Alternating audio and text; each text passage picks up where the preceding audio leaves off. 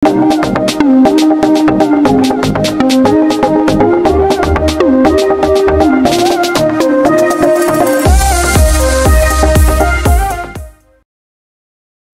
kembali lagi kali ini ke video bagaimana cara menghitung HPP. Tapi dalam artian kita di sini tidak mengatakan teori atas hitungan matematika ya. Jadi HPP atau apapun bisa dicari di sumber lain. Berapa murid yang dari kursus baking ya? Karena personal chat kan,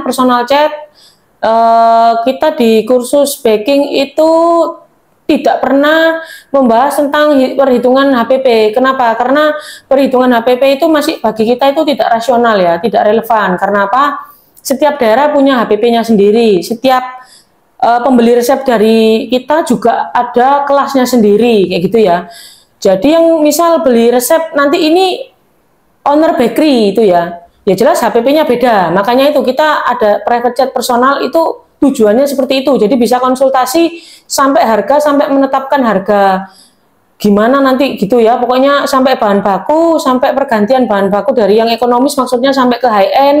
Jadi makanya kita tidak pernah basa-basi tentang HPP karena itu keputusan dari mutlak dari Sobat Baker sendiri ya. Tapi kita kali ini ada sedikit bocoran tentang cara termudah untuk menghitung HPP tanpa teori yang rumit ya, yaitu kalau misal kita ini ada produk sejenis misal brownies ya, Kak gimana ya aku hitung HPP-nya? Biasanya murid-murid itu tanyanya itu gini, aku beli belanja segini, bahan baku segini, kemudian aku jualnya berarti berapa persen ya Kak? Kalau di saya itu nggak masuk akal ya, kita jualan kita nggak bisa hitung HPP karena apa? Karena masih banyak kos yang tidak terduga gitu ya.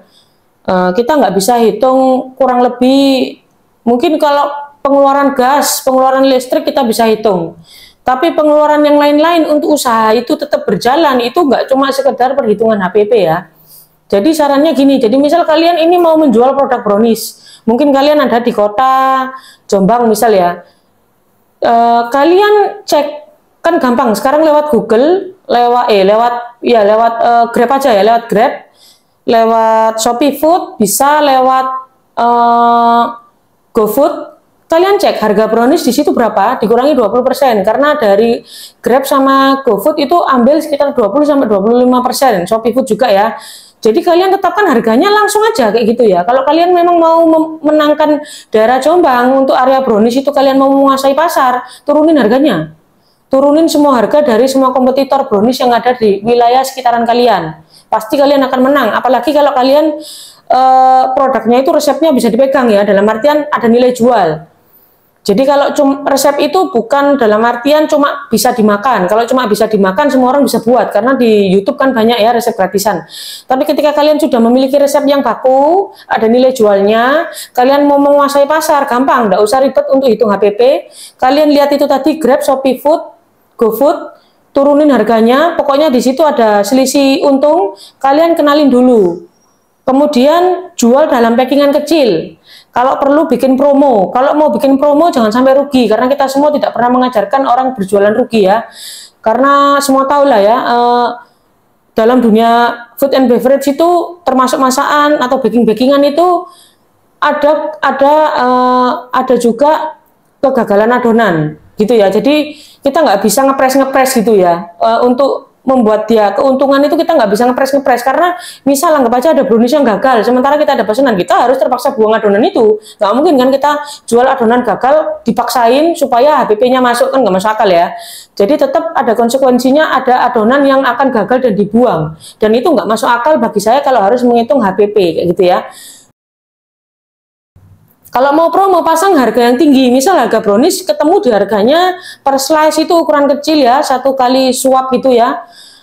Untuk perkenalan misal ya, kalian patok harga misal sekitar 25.000 per slice ya.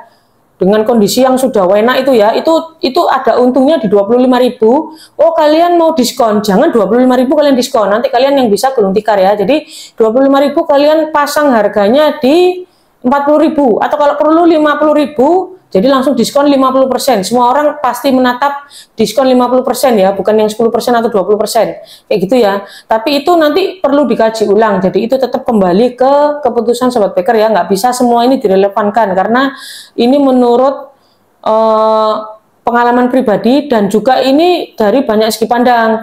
Kalian itu dari levelnya itu mau melayani menengah ke bawah, menengah ke atas, atau atas kayak gitu ya. Jadi promo itu penting. Jadi HPP nggak perlu bingung, kalian memutuskan hajar dulu di bawah harga kompetitor kayak gitu ya. Kemudian semua orang pasti akan kenal nama kalian gitu, kalau memang ada produknya, ada nilai jualnya. Lebih lengkapnya bisa baca caption di bawah ya.